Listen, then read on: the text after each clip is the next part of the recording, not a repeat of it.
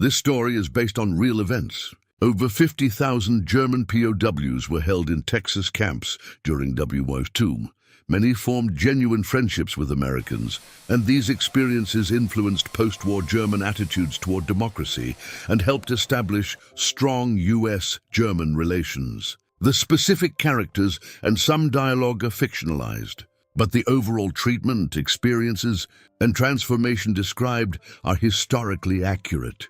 When the trains rolled into the scorching Texas plains in the summer of 1943, over 50,000 German prisoners of war had no idea what awaited them. They had been told stories about Americans, brutal, savage, vengeful. After all, they were the enemy. The Nazi propaganda machine had painted a clear picture. Capture by Americans meant torture, starvation, perhaps death. Lieutenant Hans Weber pressed his face against the small window of the prison train car as it slowed near the town of Hearne, Texas. Through the dust and heat waves, he could see them, dozens of local Texans standing along the tracks. Women, children, elderly men. They weren't holding weapons or shouting. They were simply watching. Some were even waving. Hans turned to his fellow prisoners, confusion written across his face. "What are they doing?" He whispered in German to Corporal Friedrich Becker beside him. "I don't know," Friedrich replied, his voice uncertain. "This doesn't match what we were told." As the train doors opened and the prisoners filed out into the blinding Texas sun, armed American soldiers stood ready. But what happened next would begin a transformation that none of these German soldiers could have predicted. The camp commander, a stocky Texas colonel named James Harrison, stepped forward. Instead of hatred in his eyes, there was something else entirely, stern professionalism mixed with an unexpected hint of humanity. "Gentlemen," he said through a translator, "you are now prisoners of war of the United States Army. You will be treated according to the Geneva Convention. You will be given shelter, food, medical care, and work. If you cooperate, you will find your time here tolerable. If you cause trouble, there will be consequences. But make no mistake, you are human beings, and you will be treated as such." Hans exchanged glances with Friedrich. Treated as human beings. Was this some kind of trick? Over the next few weeks, as more trains arrived at camps scattered across Texas, from Hearne to Huntsville, from Mineral Wells to Mexia, over 50,000 German POWs would discover something that shook their entire understanding of the world. Something that Nazi propaganda had never prepared them for.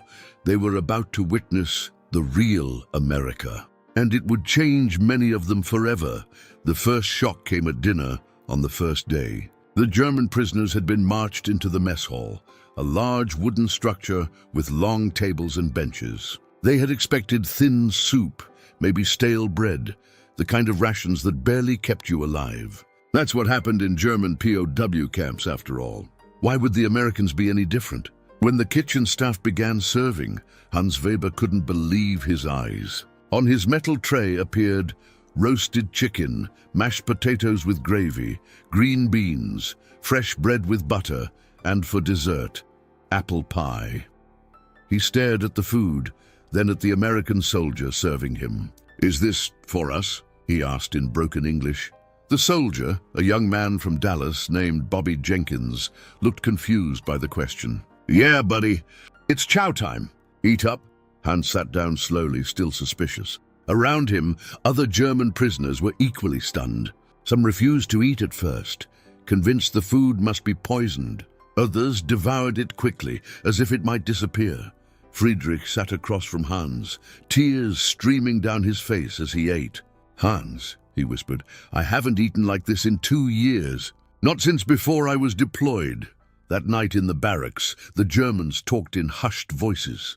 "Why are they feeding us so well?" one asked. "It must be part of a plan," another suggested. "They're fattening us up for something."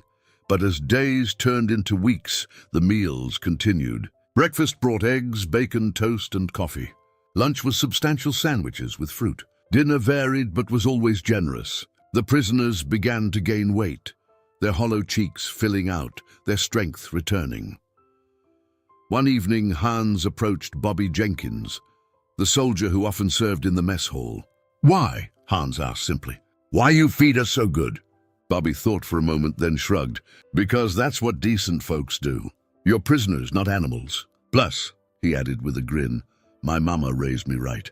She'd whip me if she heard I was starving anybody, even Germans. This simple answer confused Hans more than any complex explanation could have. Where was the hatred? Where was the revenge? These Americans were supposed to be the enemy, yet they were treating German soldiers better than the German army had treated its own men in the field. It was the first crack in the wall of everything Hans had been taught to believe. By the fall of 1943, something extraordinary was happening across Texas POW camps. Despite language barriers, despite being enemies at war, despite years of propaganda on both sides, friendships were forming. At Camp Herne, a young German prisoner named Otto Schultz discovered he had a talent that transcended war. He could fix anything mechanical. When the camp's water pump broke down, threatening the entire facility's water supply, Otto volunteered to look at it. Within 2 hours, he had it running perfectly. The camp's maintenance supervisor, a grizzled Texan named Earl Thompson, who'd been too old for military service, was impressed. Son, where'd you learn to do that? Earl asked through a translator. Otto explained that before the war, he'd been an apprentice mechanic in Munich. He'd been drafted at 19, trained as a soldier, and sent to North Africa, where he was eventually captured. I never wanted to fight, Otto admitted quietly. I wanted to fix cars. Earl looked at the young German for a long moment. Then he did something that would have been unthinkable in a German POW camp. He offered Otto a job. How'd you like to work with me in the maintenance shop? I could use the help, and you seem to know what you're doing. Over the next months, Otto and Earl worked side by side. Earl taught Otto American slang and about Texas culture. Otto taught Earl German songs and shared stories of his home in Bavaria. They discovered they both loved fishing, both had younger sisters they worried about, and both hated Brussels sprouts. One day, Earl brought Otto a photograph. It showed his son, Michael, in an American Army uniform. That's my boy, Earl said, his voice thick. He's somewhere in Europe right now, fighting your people. Otto looked at the photo, then at Earl, understanding the weight of what Earl was sharing. I hope he comes home safe, Otto said sincerely. I hope all of them do. On both sides, Earl nodded slowly. Yes, son. Me too. Similar stories played out across Texas. At Camp Huntsville, a German prisoner who'd been a teacher before the war started giving English lessons to other prisoners and German lessons to interested American guards. At Camp Mexia, German prisoners and local farmers worked together in the cotton fields, developing mutual respect for each other's work ethic. The most surprising friendships formed between German officers and Texas ranchers. Many of the German officers were educated, cultured men from good families, not the monsters Allied propaganda had portrayed. When local ranchers needed help during labor shortages, some POWs were allowed to work on ranches under supervision. These ranchers discovered that many German prisoners were professional, hardworking and grateful for the opportunity to work outdoors rather than sit idle in camp. In return, the Germans discovered that Texas ranchers, while tough and direct, were also fair, generous, and treated them with respect. It was becoming harder and harder to hate people once you knew their names, their stories, their humanity. Perhaps nothing shocked the German prisoners more than what happened on Sundays. At Camp Herne, the camp administration had built a small chapel. But unlike the rigid, militaristic approach they'd expected, the Americans did something remarkable. They allowed the German prisoners to hold their own church services, in German, led by German POWs who'd been priests or pastors before the war. Father Klaus Becker, a Catholic priest who'd been serving as a medic when captured, couldn't believe it when the camp commander asked if he'd be willing to lead services. You want me to minister to the men? Klaus asked, stunned. Well, yeah, Colonel Harrison replied. You're a priest, aren't you? These men need spiritual care. That's your job. The first Sunday service drew nearly 200 German prisoners. They sang hymns in German, prayed in their mother tongue, and for the first time since capture felt a connection to home. Many wept openly, But the truly shocking part came when American soldiers began attending too, not to spy or intimidate, but to worship. Some were German Americans who knew the language and hymns. Others simply wanted to pray, finding something authentic in the Germans' raw faith. Private Tommy Schultz, whose grandparents had emigrated from Germany to Texas in 1890, attended regularly. One Sunday after services, he approached Father Klaus. "Father, can I ask you something?" "Of course, my son," Klaus replied in English. "How can you still have faith?" "After everything you've seen, everything that's happened." Klaus looked at the young American soldier thoughtfully. "Because faith is not about deserving peace. It's about finding peace even when you don't deserve it. We are all sinners, my son. German, American, it doesn't matter. But God's love doesn't see uniforms. Word of the services spread. Local Texan families began donating hymnals, Bibles, and even musical instruments. A rancher's wife named Martha Wilson, whose own son was fighting in France, brought her old piano to the camp. "Music brings people together," she said simply. "Maybe if we sing the same hymns, we'll remember we're all God's children." One particularly moving Sunday, Father Klaus preached about loving your enemy, citing Jesus' words from the Sermon on the Mount. "We are commanded to love," he said in German, with Tommy translating for the Americans present. "Not because our enemies deserve it, but because love is the only force powerful enough to end hatred."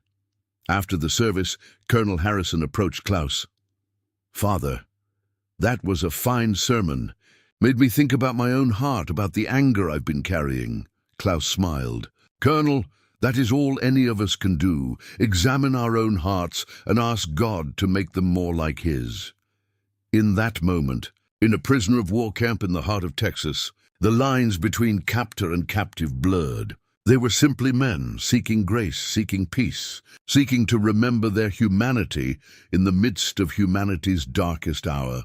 As 1944 progressed, something unprecedented began happening in the Texas POW camps. They were becoming centers of education and culture. The German prisoners, many of whom were well educated before the war, were not content to simply sit and wait for the war to end. With the administration's approval, they began organizing classes, lectures, and cultural programs. At Camp Huntsville, Professor Ernst Lehmann, who taught history at Heidelberg University before being drafted, started an informal university. He taught courses on literature, philosophy, mathematics, and languages. American guards were allowed and even encouraged to attend. Sergeant Bill Crawford, a Texas farm boy who'd never graduated high school, found himself sitting in on Professor Lehmann's philosophy lectures. "I never thought I'd be learning about Socrates from a German prisoner," Bill admitted to his wife in a letter home. "But Professor Lehmann makes it all make sense. He's the smartest man I've ever met, and it's hard to remember we're supposed to be enemies." The education wasn't one-directional. American soldiers taught the Germans about American history, democracy, and the ideals the United States was founded upon. For many German prisoners who'd been raised under Nazi ideology, this was revolutionary information. Hans Weber, the lieutenant who'd arrived on that first train, found himself increasingly troubled by what he was learning. He attended a lecture given by an American captain about the U.S. Constitution and the Bill of Rights. Concepts of individual liberty, freedom of speech, separation of powers. "Wait," Hans interrupted, struggling with the English. "You can criticize your own government? You don't go to prison?" The captain smiled. "Not only can we, but we should. That's what freedom means. The right to disagree, to speak up, to demand better from our leaders." Hans sat back, his mind reeling. In Germany, such talk would have gotten you arrested by the Gestapo. How had he never questioned this before? The cultural exchange extended beyond academics. German prisoners organized concerts, performing classical music on donated instruments. They staged plays, both German and American. Some camps even formed sports leagues, with German and American teams competing in soccer, volleyball, and baseball. At Camp Mexia, a German prisoner named Ludwig, who'd been an art teacher, organized an art class. He taught perspective, shading, and composition to both German prisoners and American guards. Soon, the camp was filled with artwork, landscapes of Texas, portraits of fellow prisoners and guards, and scenes from memory of homes far away. One of Ludwig's students was Guard Corporal James Martinez, whose family had ranched in Texas for generations. James created a painting of his family's ranch at sunset. Ludwig helped him perfect the play of light on the hills. When it was finished, Ludwig said, "James, you should be proud. This is beautiful work." James looked at his teacher, this German enemy who'd shown him such kindness and patience. "Professor Ludwig, when this war is over, I want you to know something. You changed my life. You showed me I could create something beautiful, not just destroy." Ludwig's eyes filled with tears. "My friend, that is the highest compliment a teacher can receive. These moments of human connection, of learning and growth, were transforming both Germans and Americans. The prisoners were discovering that Americans valued education, culture, and individual growth. The Americans were discovering that Germans weren't the monsters propaganda had portrayed. They were teachers, artists, thinkers, and dreamers who'd been caught up in a terrible war. The winter of 1944 brought an incident that would become legendary in the history of Texas POW camps. A German prisoner at Camp Hern named Werner Schmidt became seriously ill with pneumonia. The camp doctor did everything he could, but Werner's condition deteriorated rapidly. It became clear he was dying. Werner had one desperate wish, to see his younger brother Karl, who was imprisoned at a different camp 200 miles away. According to military protocol, such a request should have been denied. Moving prisoners between camps was complicated, risky, and against standard procedure, but Colonel Harrison made a decision that could have ended his career. He authorized Karl's transfer to Camp Hern so the brothers could see each other one last time. When Karl arrived and was brought to the camp infirmary, the scene moved even the hardest soldiers to tears. The brothers, who hadn't seen each other since before their separate captures, embraced. Werner, barely conscious, smiled for the first time in days. "Bruder," Werner whispered. "You're here." "I'm here," Karl replied, holding his brother's hand. "I'm here." Werner died 3 days later with Karl by his side. But those 3 days, that act of compassion from an American colonel who chose humanity over regulation, echoed through every POW camp in Texas. German prisoners who'd heard the story looked at their captors with new eyes. This is what the enemy does? This is American cruelty. Acts of kindness, large and small, became commonplace. When a prisoner received news that his family in Germany had been killed in Allied bombing, guards sat with him in his grief, offering what comfort they could despite the language barrier. When American soldier David Wilson's father died back in Texas, German prisoner Otto, who'd become his friend through their work in the maintenance shop, carved a beautiful wooden cross as a memorial gift. David kept that cross for the rest of his life. At Camp Huntsville, a group of German prisoners learned that their guard, Corporal Sam Peters, and his wife had just had their first baby. The prisoners pooled their meager resources and crafted a beautiful wooden cradle, intricately carved with scenes from German fairy tales. When they presented it to Sam, he broke down crying. "I don't understand," Sam said through tears. "We're at war. My brothers are over there fighting your people. Why would you do this for me?" Professor Lehman, who'd organized the gift, replied simply, "Because your child is innocent, Sam. All children are innocent. And because you have treated us like human beings, not animals. This is our way of saying thank you." Perhaps the most touching story came from Camp Mexia. A group of German prisoners, working on a local farm, noticed that the farmer's young daughter, 8-year-old Sarah, was confined to a wheelchair due to polio. Using scrap wood and materials, the prisoners spent weeks building her a beautiful playhouse, something her family could never have afforded.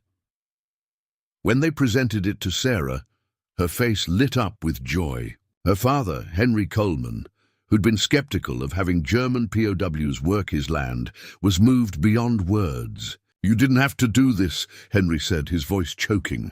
One of the Germans, a father himself named Johann, knelt down to Sarah's level.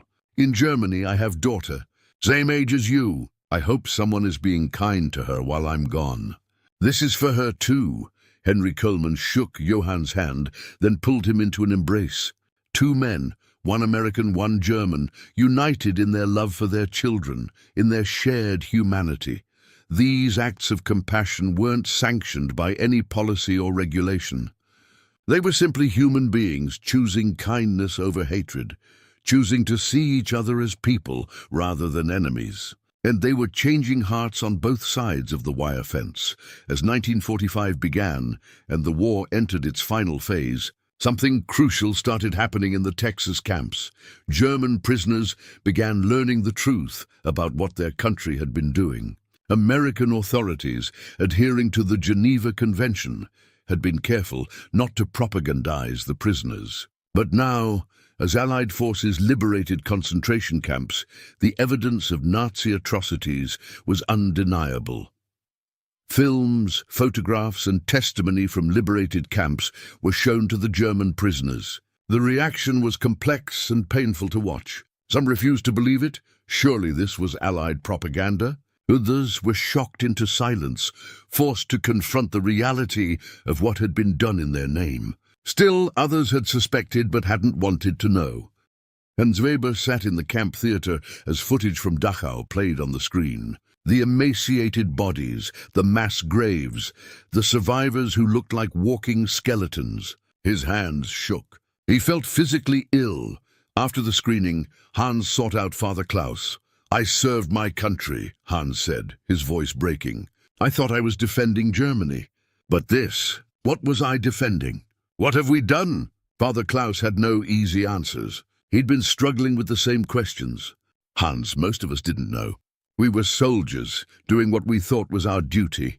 But now we know, and we must live with that knowledge. We must decide who we will be going forward." The revelations split the camp. A hardcore group of Nazi loyalists insisted the evidence was fabricated. They remained defiant, hateful, refusing to acknowledge what their nation had done. These men made life difficult for everyone, enforcing a kind of Nazi discipline within the camp, threatening prisoners who became too friendly with Americans. But many others, perhaps the majority, were devastated by the truth. They believed they were fighting for their homeland, for their families. Now they had to reconcile the Germany they loved with the Germany that had committed unthinkable evil. Otto, Hans's friend who worked in maintenance, expressed what many felt.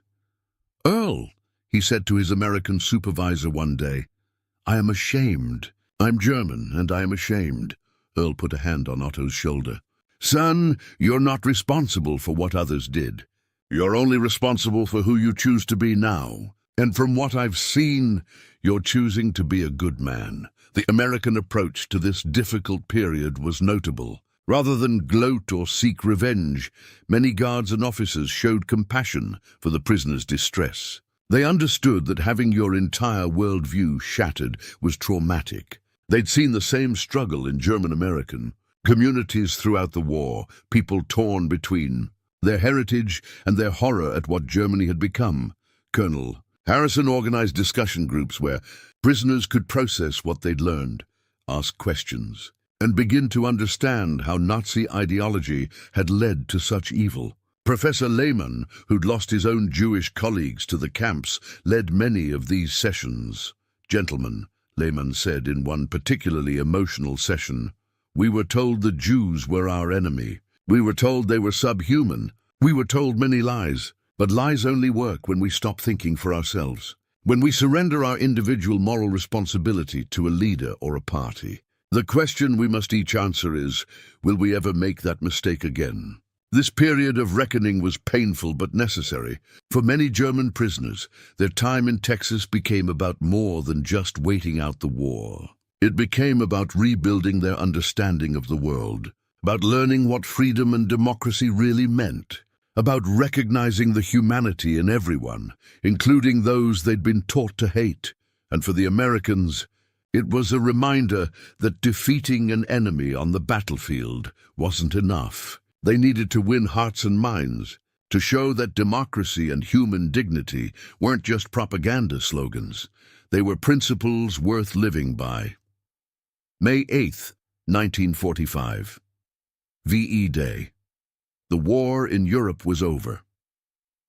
In the Texas POW camps, the news brought complex emotions. German prisoners gathered around radios, hearing that their nation had surrendered unconditionally. Some wept in relief that the killing had stopped. Others wept in despair, mourning their defeated homeland. Many felt both. Hans Weber stood outside the barracks at Camp Herne, staring at the Texas sky. It was over. Years of fighting, suffering, death, over. But what did that mean for him? Germany was defeated, occupied, divided. His hometown in the American zone or the Soviet zone? Were his parents still alive? His sister? What world was he returning to? Friedrich found him there. "They say we might not go home for months, maybe even a year or more," Friedrich said quietly. "They need to organize repatriation, rebuild Germany enough to receive us." "I'm not sure what home means anymore," Hans admitted.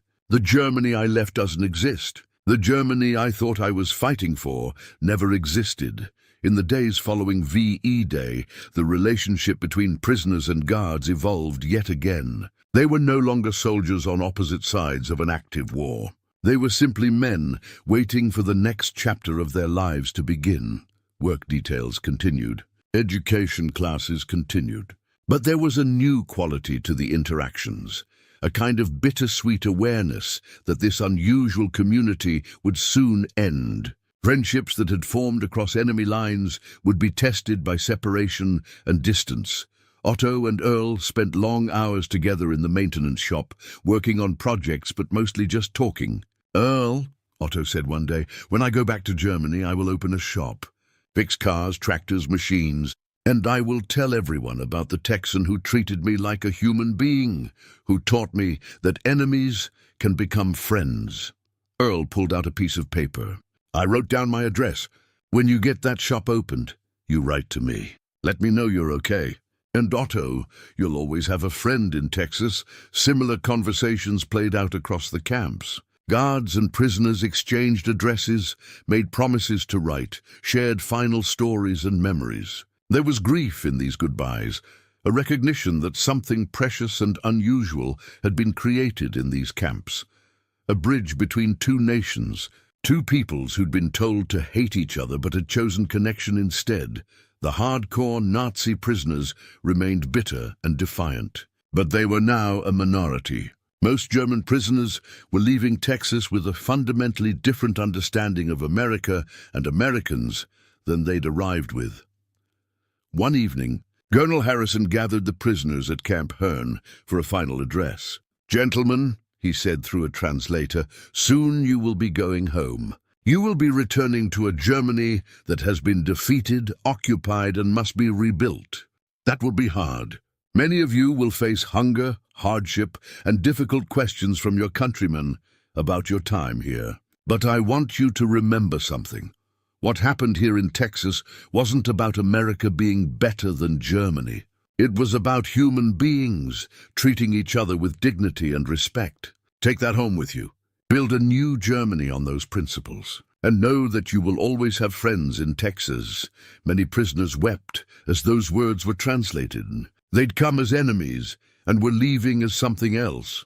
Not quite friends, perhaps, but certainly not enemies anymore. They were men who'd been given a glimpse of a different way, a better way of relating to each other across national and ideological divides.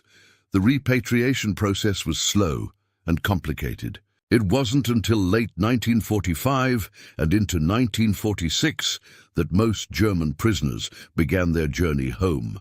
The transatlantic voyage was somber, men returning to an uncertain future in a devastated homeland. When Hans Weber finally arrived in Germany in February 1946, he was shocked by what he saw. His hometown, once beautiful and intact, was largely rubble. The Americans had bombed it. The irony wasn't lost on him. The same Americans who'd treated him so well in Texas had destroyed his city. But something in Hans had changed. Where once he would have felt only hatred and desire for revenge, now he felt something more complex. He understood why the bombing had happened. He understood that his nation had started this war, had committed atrocities that demanded justice. The Americans who'd bombed his city and the Americans who'd treated him humanely in Texas weren't contradictions. They were both parts of a nation trying to defeat evil while maintaining their own humanity. Hans found his parents alive, living in the basement of their damaged home. His sister had survived, working now for the American occupation forces as a translator. The reunion was joyful, but tinged with sorrow for all that had been lost. "What was it like?" his father asked. "As a prisoner in America?" Hans thought about how to answer. How could he explain? "Father, they treated us better than our own army treated us. They fed us, educated us, respected us. I met Americans who showed me what freedom and democracy really mean. I know that sounds strange, but it's true." Over the coming months and years, Hans and thousands of other returned prisoners became part of Germany's rebuilding. Many brought with them the lessons they'd learned in American POW camps, about democracy, about human dignity, about the possibility of former enemies becoming friends. Otto opened his repair shop in Munich, just as he'd promised Earl. He wrote letters to his Texas friend regularly, sharing his struggles and successes in rebuilding Germany. Earl wrote back, sending care packages when he could, maintaining a friendship that transcended the war. Father Klaus returned to his parish to find much of his congregation scattered or dead. But he rebuilt, preaching messages of reconciliation and peace, of the importance of seeing humanity in everyone. His sermons often referenced his time in Texas, the Americans who'd allowed him to minister, the friendships that had formed across enemy lines. Professor Lehman returned to teaching, but with a new mission. He taught his students about the dangers of authoritarianism, about the importance of critical thinking and moral courage. He often spoke of his time teaching in a Texas POW camp, of Americans and Germans learning together despite the war. Not all stories had happy endings. Some prisoners returned to find their families dead, their homes destroyed, their futures bleak. Some struggled with guilt over what Germany had done. Some faced accusations from fellow Germans for being too friendly with the Americans, for accepting defeat too readily. But many former Texas POWs became leaders in the new Germany: politicians, teachers, business owners, clergy. They remembered what they'd seen, what they'd experienced, and they worked to build a Germany that reflected those better values. The friendships that had formed in Texas endured. Letters crossed the Atlantic. Some Americans visited Germany, some Germans eventually visited Texas. The bonds that had been created in those unusual years proved stronger than national borders or historical enmity. Today, most Americans don't know this story. The German POW camps in Texas aren't taught in history classes. The friendships between captors and captives have been forgotten by most. But for those who lived it, and for their descendants, the story remains powerful. In 1976, 30 years after the war ended, a reunion was held in Texas. Former German POWs returned to visit the camps where they'd been held. They met with the American soldiers and local Texans who'd interacted with them during the war. It was an emotional gathering, old men embracing, sharing memories, introducing their children and grandchildren to former enemies who'd become lifelong friends. Hans Weber, now a successful businessman in Germany and father of 3, stood with Bobby Jenkins, the soldier who'd served him that first shocking meal. "Bobby," Hans said, his English much improved over the decades, "that first day when you gave me real food and treated me like a human being, you changed my life. You showed me that propaganda was lies, that Americans weren't monsters. You helped me become a better man." Bobby, now retired and grandfather of 5, smiled. "Hans, we were just doing what was right, but I'm glad we did. Look at what came from it. Friendship, peace, a new Germany that's become one of our strongest allies. That's what happens when you choose to see the humanity in your enemy." The story of German POWs in Texas offers profound lessons for our time. It demonstrates that even in the midst of history's most destructive war, Human beings can choose compassion over cruelty, understanding over hatred, connection over division.